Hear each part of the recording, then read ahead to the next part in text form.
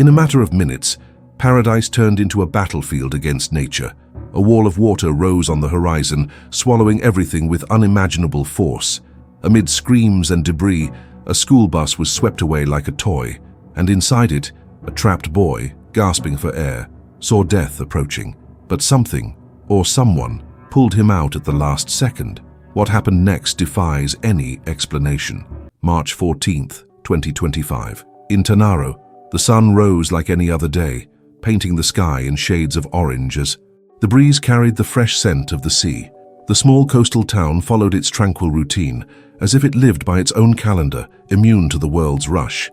The aroma of freshly baked bread wafted from the bakery in the square, mingling with the sound of fishermen's bicycles returning with loaded nets. To passers-by, it seemed like one of those places where nothing bad could happen. But, as with every seemingly perfect story, something was about to change. The coastal road was Tsunaro's backbone, a strip of asphalt winding alongside the sea, revealing crashing waves on one side and colorful houses with flower-filled balconies on the other. Every day, an old yellow school bus creaked along it, weighed down by years, but faithfully carrying dozens of children to the municipal school. Despite its peeling paint and worn seats, it was seen as a symbol of routine and safety.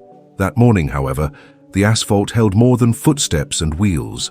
It marked the first beat of a tragedy no one could have imagined. Among the children was Daniel, 11 years old, skinny and restless, with eyes that seemed to take in everything around him. He carried his backpack carelessly slung over one shoulder. He lived with his mother, a seamstress, and his grandfather, a retired fisherman who loved telling stories of storms. 2 nights earlier, his grandfather had shared one about a sea that receded before swallowing an entire village, and though Daniel had smiled at the time, that image now lingered in his mind. The signs were there, subtle but persistent.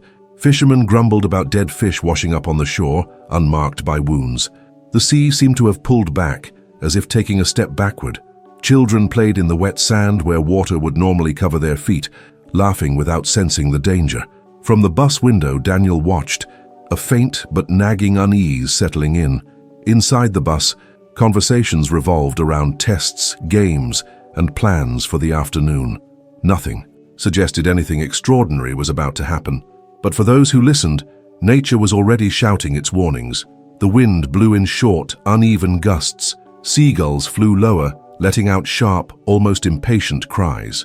The driver, a man of few words, glanced frequently at the horizon, as if searching for answers in the line of the sea. The bus continued along the coastal road, the golden reflection of the sun spilling over its windows.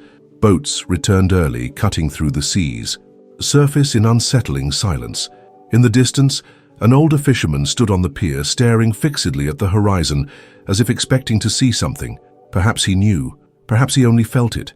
The fact is, Tsunami was about to experience a day that would forever change its history. But no one, not even Daniel, could imagine what was coming. On this channel, every video is more than a story. It's an encounter with the inexplicable. Join this community that believes in the power of the impossible. Subscribe and turn on the bell to never miss a moment that could change how you see the world. The sun had barely broken the horizon when Tsunami began to stir.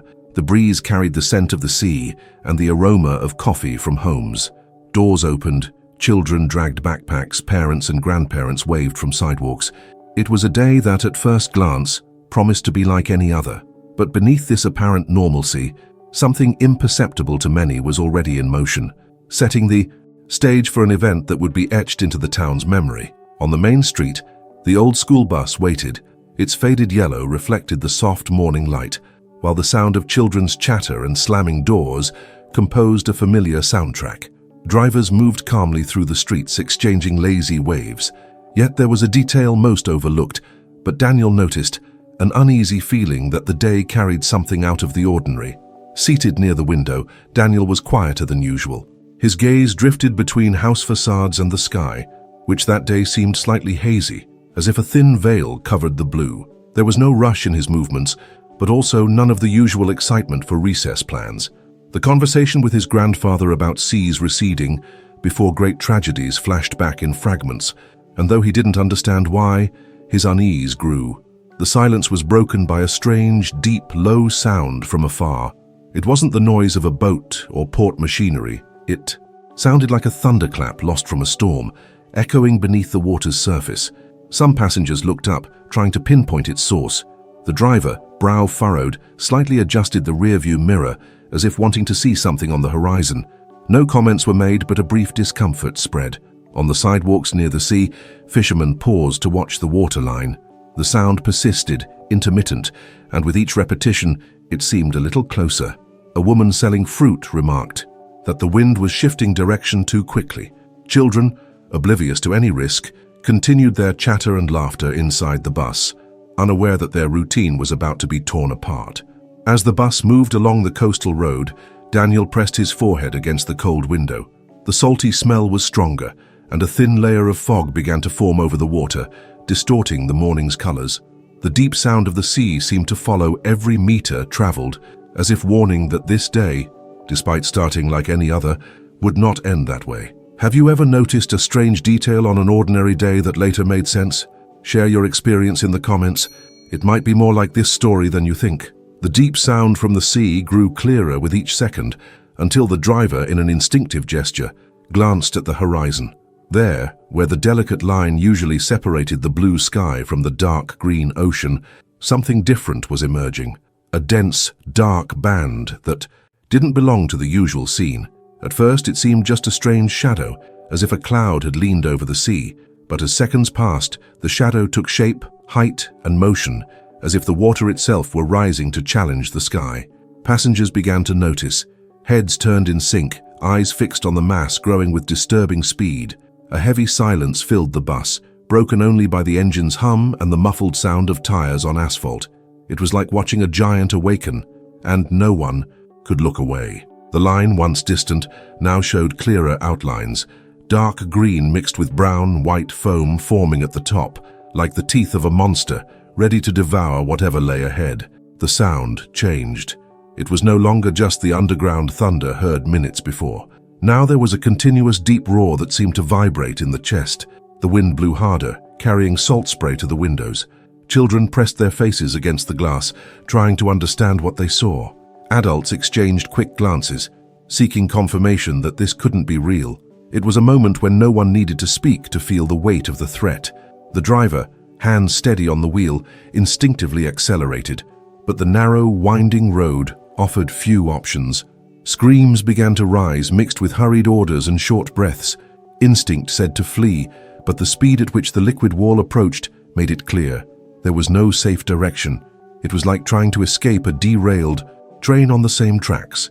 The wave now towered over the tallest buildings by the shore, its crest curling, ready to break. The contrast between the sun's gleam and the darkness of the water mass created an almost hypnotic effect, as if it were impossible to decide whether it was more beautiful or terrifying.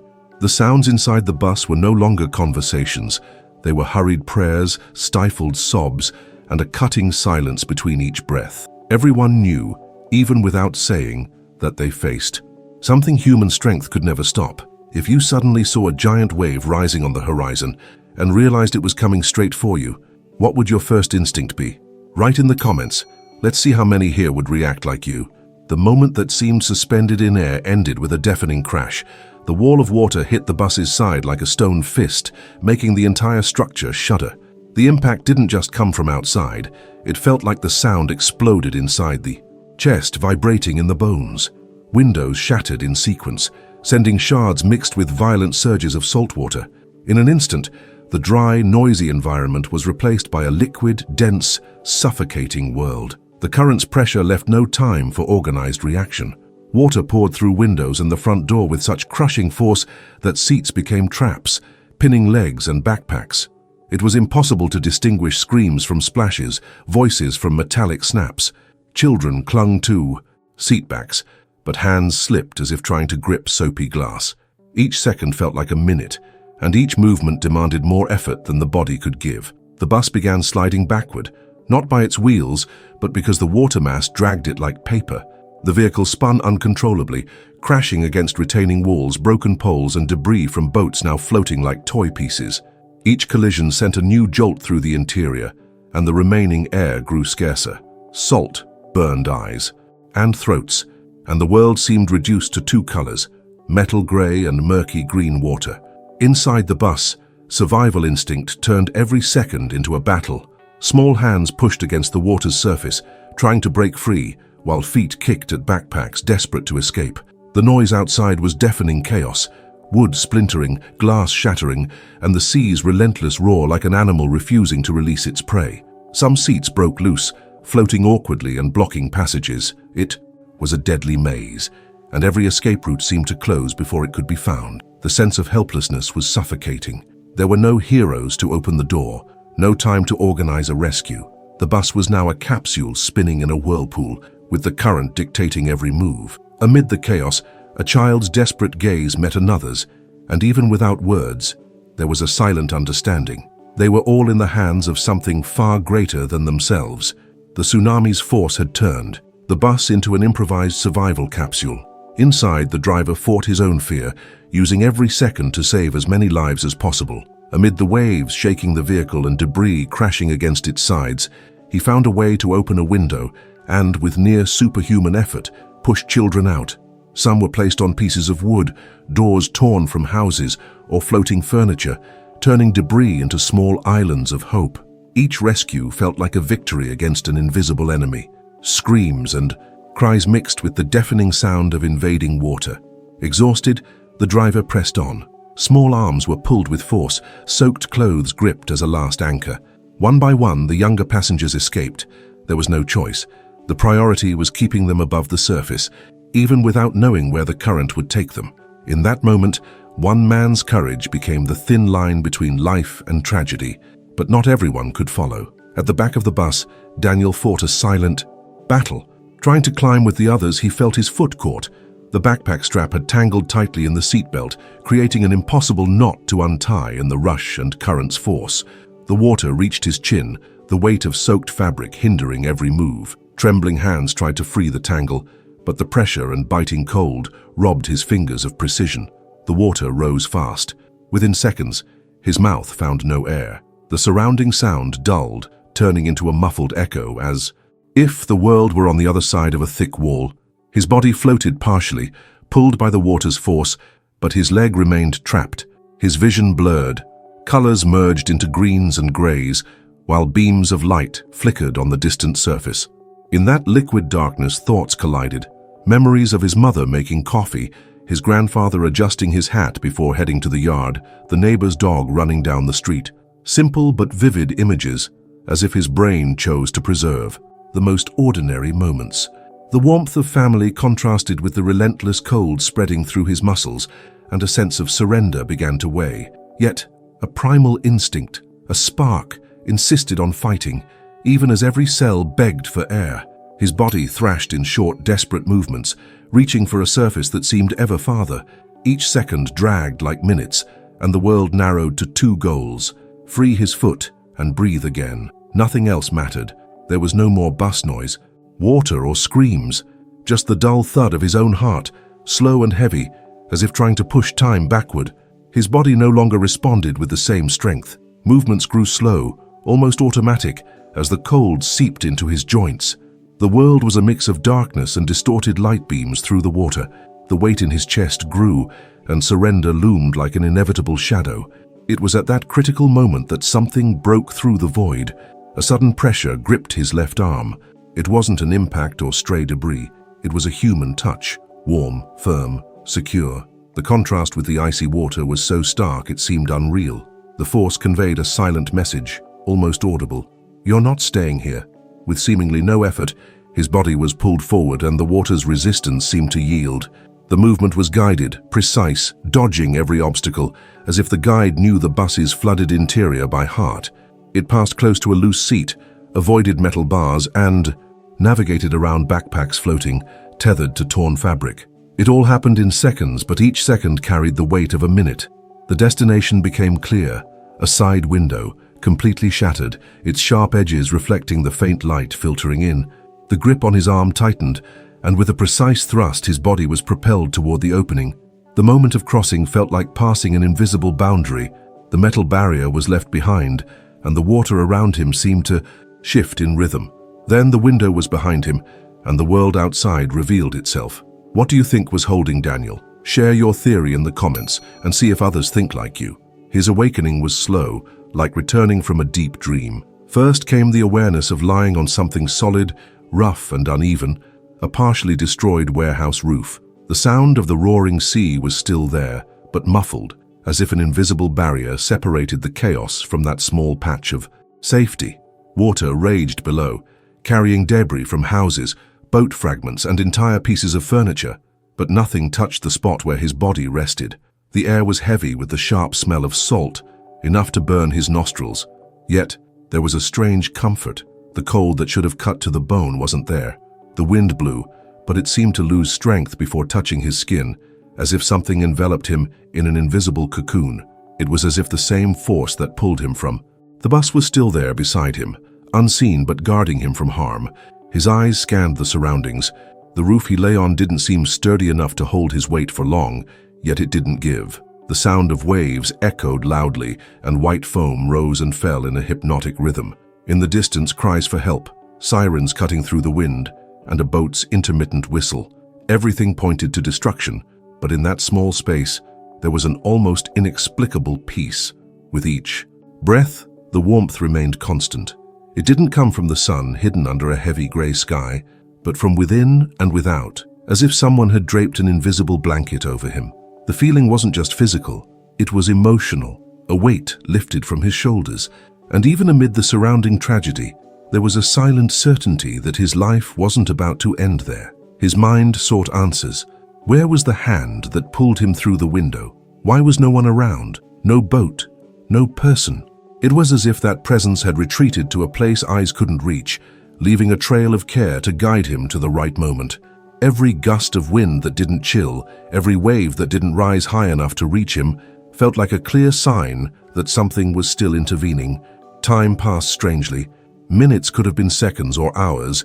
It was impossible to tell. Sirens grew closer, and the certainty of rescue mingled with silent gratitude for not being alone in that interval. It was as if an invisible guardian was there, waiting only to deliver him safe and sound into the hands of those who could take him away from the sea that had nearly swallowed him moments before. Have you ever experienced something impossible to explain, but that gave you peace amid chaos? Share your story in the comments. It might give hope to someone today. Time on that roof seemed to defy normal rules. There was no way to tell if minutes or hours passed, only the sense that each moment was wrapped in a silence different from the chaos around. The sea roared furiously below, currents dragging debris from houses, furniture, and boats, and the threat of another wave loomed like a persistent thought. Yet, his body remained steady, balanced on the unstable surface, as if an invisible barrier kept him safe amid the chaos. The wind blew hard, carrying saltwater spray, but no shiver crossed his skin. It was as if a gentle, constant warmth enveloped him completely. His mouth wasn't dry, his stomach didn't complain. Basic needs simply didn't exist in that moment. There was no logical explanation. Anyone else in that situation would be trembling, exhausted, weakened. But there was a physical calm that didn't match the scene of destruction. His eyes scanned the horizon, seeing only instability, still high waves, floating building fragments, distant voices mixed with slowly approaching sirens. The fear of another water wall lingered. The sea didn't seem ready to calm, but alongside. It was a silent certainty that he wouldn't be left alone until the end. At times his eyelids closed, and brief prayers arose almost unconsciously. They weren't desperate pleas, but silent conversations of gratitude and trust. Between his fingers, something metallic and cold, a crucifix. His confused mind couldn't explain how it got there. He didn't recall bringing it to school. It wasn't in his backpack or around his neck that morning. Yet, now it was secure in his hand, as if it had always been. Part of this story. Each time his fingers closed around it, the warmth intensified as if the small object were a link between the visible and invisible. The sirens grew closer, and with them the certainty that when rescue arrived, the protective presence that had been with him since the bus would finally deliver him safely. The sound of sirens finally broke through the barrier between distant and present. Amid the waves' roar and the wind's whistle, clear voices, firm commands, and the metallic clank of ladders being adjusted could now be distinguished. From atop that unstable roof, Daniel spotted silhouettes in orange vests moving quickly through the debris. The sea still spat wreckage against buildings, but the rescuers' determination seemed greater than the fear the scene inspired. When one spotted him, there was a moment of disbelief. A boy, soaked, sitting in the middle of nowhere, surrounded by destruction, with no visible injuries. The tension on the firefighter's face turned to surprise, and a quick gesture to call his colleagues followed. They hadn't expected to find life there, let alone someone seemingly unharmed. The approach was cautious. Makeshift ladders were secured to the warehouse's side, while two men with ropes tied around their waists climbed against the wind. Reaching Daniel, one knelt, touched his shoulder, and paused, just looking, as if trying to comprehend the impossible. His skin was warm, his breathing calm, no signs of hypothermia, shock, or exhaustion. He was placed on a rescue board with care, still clutching the small crucifix in his right hand. As he was moved, helmet cameras recorded every second. Other rescuers below captured photos and videos to document the moment. The images would later show not only the remarkable rescue, but also the intriguing detail. Daniel never let go of the crucifix, and then it happened. As soon as his body was lifted and moved a few meters from the warehouse, the structure gave way. A sharp crack echoed over the sea's noise, and part of the roof where he'd been seconds before collapsed, plunging into the churning water below. The sound was so loud, it drew startled glances from everyone present. What remained of the warehouse was swept away by the current, disappearing in moments. The coincidence was undeniable. It was as if that structure existed only to hold him until he was safe. The rescue boat moved away, and Daniel kept his gaze fixed on the spot where he'd been. There was no sign of the presence that pulled him from the bus or the invisible protection that kept him warm and safe. The recordings and photos would prove he survived, but none would show how he got there. The only certainty he carried was that he wasn't alone on that roof, and it wasn't someone from this world who kept him there. For you, was this moment the greatest sign of something greater at work, or just luck? Comment, something greater or luck. Daniel's rescue left everyone in that operation speechless. From the moment they spotted him to the instant they pulled him from the warehouse roof, every glance exchanged among the rescuers carried the same unspoken question. How was this possible? There were no deep cuts, no signs of hypothermia, no serious scratches. He seemed fine, which was improbable, almost impossible, given what the sea had done to the town. On the boat to the hospital, silence prevailed, not from lack of curiosity or desire to speak, but because no one could find words to capture what they were witnessing. The engine's hum blended with the still turbulent waves, and occasionally a stronger splash hit the boat's edge, falling on the orange vests. But no one moved to wipe it off. All kept their eyes on Daniel, some with admiration, others with disbelief. It was as if they all shared the sense of being in the presence of something beyond life's usual rules. When the boat docked and the team carried the stretcher to the hospital entrance, two figures broke through the crowd of volunteers, doctors, and onlookers. Daniel's parents. His mother recognized him first, her cry prompting his father, despite heavy legs, to quicken his pace. They ran, crossing the access corridor as if seeing nothing but a beacon of light. The reunion was immediate. The embrace came before any words, an embrace that seemed to mend what the sea had tried to tear apart. His mother wept, unable to speak. His father, trying to stay steady, took deep breaths, but couldn't hide. The tremor in his voice as he softly repeated his son's name. The scene felt sacred, as if the family were rebuilding itself amid a hospital still bustling with other rescues. For a moment, the world around them, doctors, nurses, sirens, faded, leaving only that embrace, that reunion. When emotion gave way to breath, his parents, between tears, shared the news Daniel longed to hear.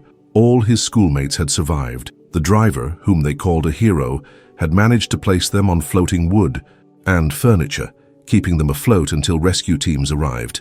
The only absence until that moment had been Daniel. For hours, they'd lived with the terror of believing he hadn't made it. Knowing everyone was alive amplified the relief and deepened the mystery of why he was the only one unaccounted for. His mother, still holding his face, asked the question that burned in her mind. What happened to you? How did you get out of there? His father, steady beside her, echoed in a lower tone, almost afraid of the answer. Tell us, how did it happen?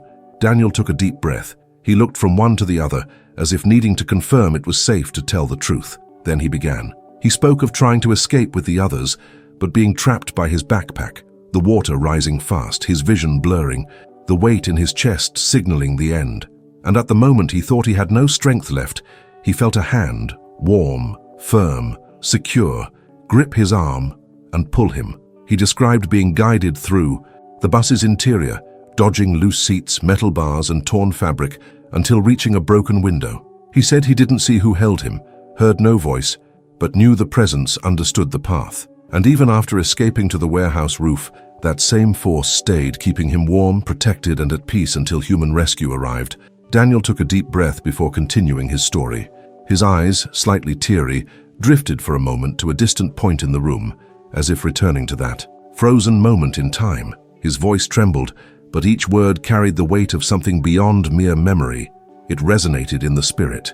He described the silence that enveloped the scene seconds after the accident, a silence that seemed impossible amid the chaos. He recalled the strange sensation. No pain, no despair, only a presence, so real, yet invisible.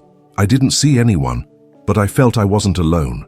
It was like someone put a hand on my shoulder and said, without words, "Calm down, everything. We'll be okay," he said, his voice breaking at the end. Everyone in the room was rapt. Breathing seemed to pause, as if any movement might shatter the atmosphere that had formed. Daniel spoke of being pulled from the wreckage, unharmed, while others still cried for help. He mentioned the gentle warmth he felt, as if it came from within and without, something neither fully physical nor imaginary. When he finished, he let out a slow breath, as if releasing the last piece of a burden he carried. Inside, silence lingered for a few seconds until his mother, listening with teary eyes and trembling hands, stepped closer.